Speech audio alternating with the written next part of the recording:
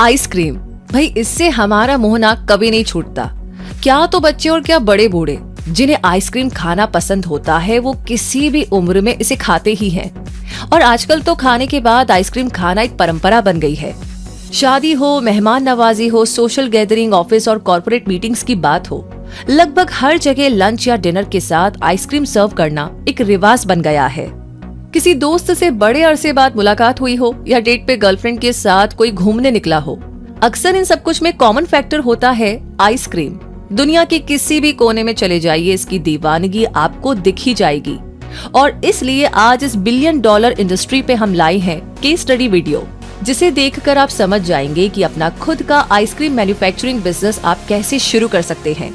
Indian ice cream industry की बात करें तो ये बहुत तेजी से आगे बढ़ रही है। साल 2020 में आइसक्रीम मार्केट की वैल्यू 141 बिलियन रुपए हो गई थी। और कमाल की बात यह है कि एक और जहां ग्लोबल आइसक्रीम मार्केट की एनुअल ग्रोथ रेट 4.7% के हिसाब से आगे बढ़ रही है, वहीं इंडिया में इसकी ग्रोथ रेट इस साल 12.4% रहेगी। तो आप इसी से अंदाजा लगा लीजिए कि आइसक्रीम का कारोबार किस तरीके से फल फूल रहा है। पॉपुलर ब्रांड्स के अलावा भी लगभग हर राज्य में कोई ना कोई लोकल ब्रांड भी है जिनकी मार्केट में अच्छी खासी पकड़ है।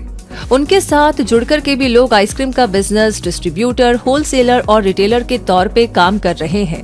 वैसे अपने देश की बात करें तो यहाँ पर soft serves, frozen yogurt, falooda, rolled ice cream, chocolate ice cream, kulfi, मटका आइसक्रीम जैसी ढेर सारी वैरायटीज हैं जो लोगों की पसंद में शामिल हैं। गर्मी हो, सर्दी हो या हो बरसात, जुबान से उतरता ही नहीं है आइसक्रीम का स्वाद। और फ्लेवर का जिक्र करें तो mango ice cream, vanilla, fruit and nuts, chocolate chip ice cream, candy ice cream, soft ice cream, cone, bar, इनकी कतार इतनी लंबी है कि पूछिए ही मत। हर देश में इनकी कोई ना कोई अलग वैरायटी आपको दिख ही जाएगी। और आइसक्रीम के साथ अक्सर ही लोग एक्सपेरिमेंट्स करते दिखाई देंगे। कहा जाता है कि वनीला जो है वो आइसक्रीम का सबसे पॉपुलर फ्लेवर है। वैसे आइसक्रीम का कारोबार करने के लिए अगर आप अपनी कंपनी रजिस्टर करवाना चाहते हैं तो कंपनी रजिस्ट्रेशन को लेकर के हम अक्सर ही अपने वीडियोस में बताते रहते हैं। अगर आप प्राइवेट लिमिटेड कंपनी रजिस्टर करना चाहते हैं या फिर आप जानना चाहते हैं कि कंपनी कैसे रजिस्टर होती है, तो how to register a company और how to start private limited company पर 2 अलग वीडियोस आपको क्विक सपोर्ट पर मिल जाएंगे। प्लीज आप उन्हें जरूर से देखिएगा। इनके अलावा भी आइसक्रीम फैक्ट्री चलाने के लिए आपको FSSAI से फूड सेफ्टी लाइसेंस, GST और उद्यम में रजिस्ट्रेशन जरूरी है। आइसक्रीम बनाने की मशीन की आगे हम बात करें तो आजकल ज्यादातर मशीन ऑटोमेटिक ही आती है, इसलिए आइसक्रीम का प्रोडक्शन बहुत तेजी से हो पाता है। एक आइसक्रीम फैक्ट्री में जिन मशीनों की जरूरत पड़ती है उनमें से pasteuriser, homogeniser, cream spreader, heat exchanger, ageing tank, ice candy making machine, freezer, ice cream stick, packaging machine और आइसक्रीम हार्डनर जरूरी है। इनके अलावा इक्विपमेंट के हिसाब से collection tank, storage tanks, ice cream moulds की जरूरत पड़ती है। पावर रिक्वायरमेंट की बात की जाए तो आइसक्रीम फैक्ट्री में मशीन, पंखे, स्टोरेज, कंप्यूटर और सभी तरह के इलेक्ट्रिसिटी कंजप्शन को मिला लिया जाए तो कम से कम 20 से 25 किलोवाट पावर सप्लाई की जरूरत पड़ेगी। इसके अलावा भी पावर कट होने पे आपको पावर बैकअप का इंतजार रखना ही होगा। फैक्ट्री के लिए जरूरी एरिया एंड स्पेस की बात की जाए तो लार्ज स्केल पे एक आइसक्रीम फैक्ट्री खोलने के लिए कम से कम 3 से 4 हजार स्क्वायर फीट एरिया की जरूरत पड़ती है। स्मॉल स्केल पे सेटअप लगाने के लिए कम से कम 500 स्क्वायर फीट जगह तो चाहिए ही, जहां manufacturing unit, production, packaging, storage जैसे सभी काम आराम से हो सके। बाकी आपका प्लांट कितना बड़ा है या आप किस लेवल का प्रोडक्शन करना चाहते हैं, उस लिहाज से आपको जगह की जरूरत पड़ेगी।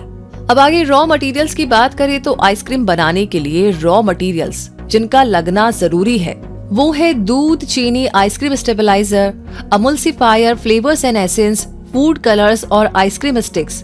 इनके अलावा पैकेजिंग मटेरियल्स के लिए कोन्स, कप्स, पैकेट्स, बॉक्सेस की भी जरूरत पड़ेगी, जिनमें आपकी कंपनी की ब्रांडिंग, लोगो, कंपनी की डिटेल्स और सारी जरूरी जानकारियां छपी होनी चाहिए।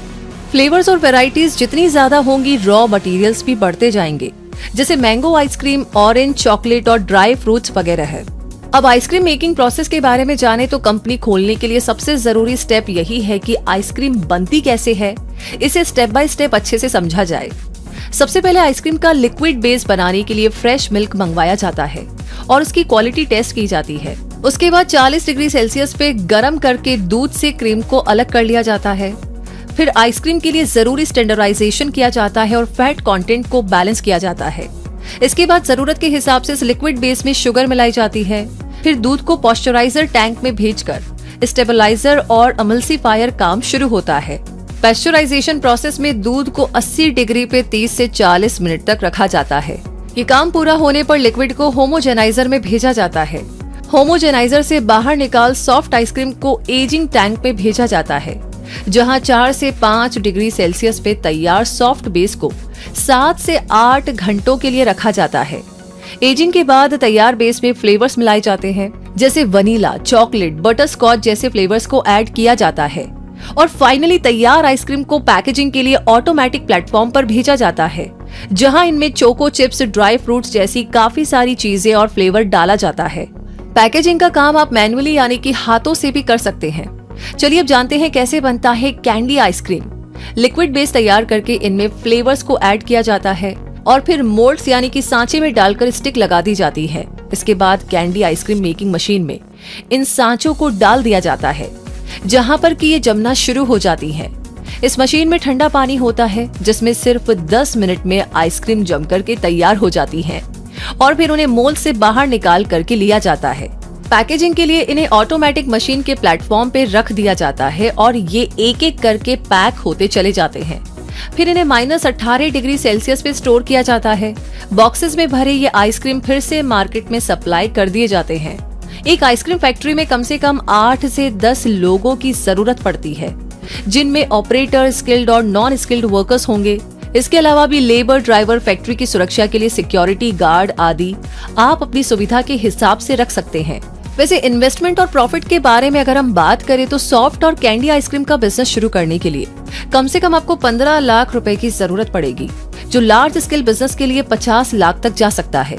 इसमें वो सभी मशीनें शामिल है जिनका जिक्र हमने किया था। मशीन फुली ऑटोमेटिक या सेमी ऑटोमेटिक हो सकती है। अगर आपकी फैक्ट्री की प्रोडक्शन कैपेसिटी 5000 स्टिक आइसक्रीम और 500 लीटर सॉफ्ट आइसक्रीम की है, तो सारा खर्चा निकालकर हर महीने 3 से 4 लाख का नेट प्रॉफिट कमाया जा सकता है। आपकी इनकम इस पे भी डिपेंड करेगी कि आप अपनी ब्रांडिंग और मार्केटिंग पे कितना खर्च कर रहे हैं। जहां तक गवर्नमेंट स्कीम्स की बात है तो अपने बिजनेस के लिए अगर सेंट्रल गवर्नमेंट से फाइनेंशियल हेल्प और सब्सिडी पाना चाहते हैं तो आप PMFME यानी प्रधानमंत्री formalisation of micro food processing enterprises, PMEGP यानी prime minister's employment generation programme, CGFT MSc यानी credit guarantee fund trust for micro and small enterprises by ministry of MSME और स्टार्टअप इंडिया जैसे प्रोग्राम से help ले सकते हैं। इन सभी schemes के बारे में इनकी वेबसाइट पर आपको सारी जानकारी मिल जाएगी। सब्सिडी मिलने पे आपका फाइनेंशियल लोड काफी हद तक कम हो जाएगा।